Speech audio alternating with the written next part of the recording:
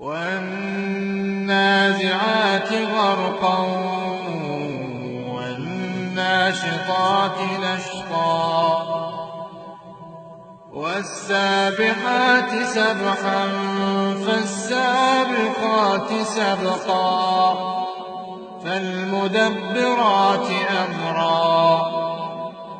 يوم ترجف الراجفة تتبعها الرادفة قلوب يومئذ واجفة أبصارها خاشعة يقولون أئنا لمردودون في الحافرة أئذا كنا عظاما نخرة قالوا تلك إذا كرة خاسرة فإنما هي زجرة واحدة فإذا هم بالساهرة هل أتاك حديث موسى إذ ناداه ربه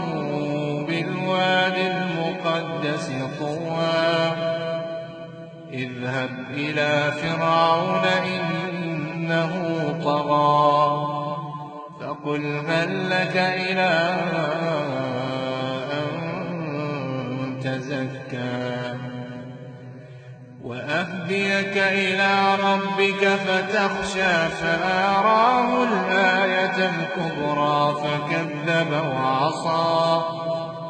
فكذب وعصى ثم أدبر يسعى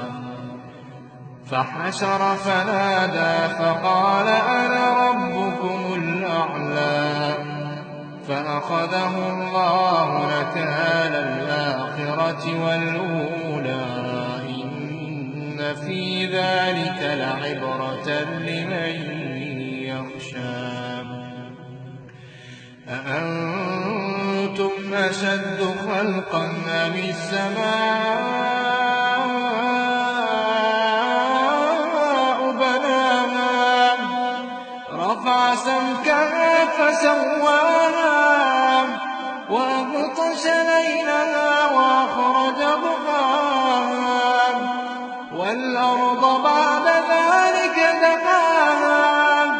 أخرج منها ماءها ومرعاها والجبال أرساها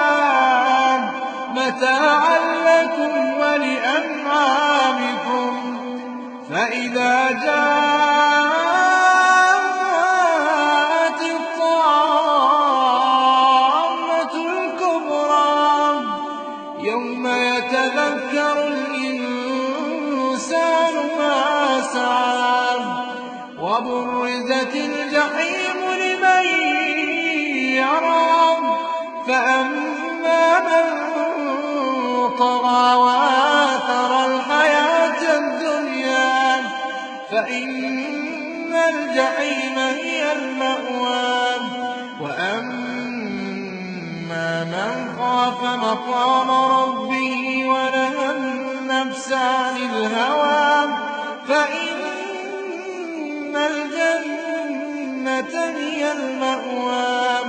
يسألونك عن الساعة أيان مرساها فيما أنت من ذكراها إلى ربك منتهاها إنما أنت منذر من يخشاها كأنهم يوم يرونها لم يلبثوا إلا عشية أو ضحاها.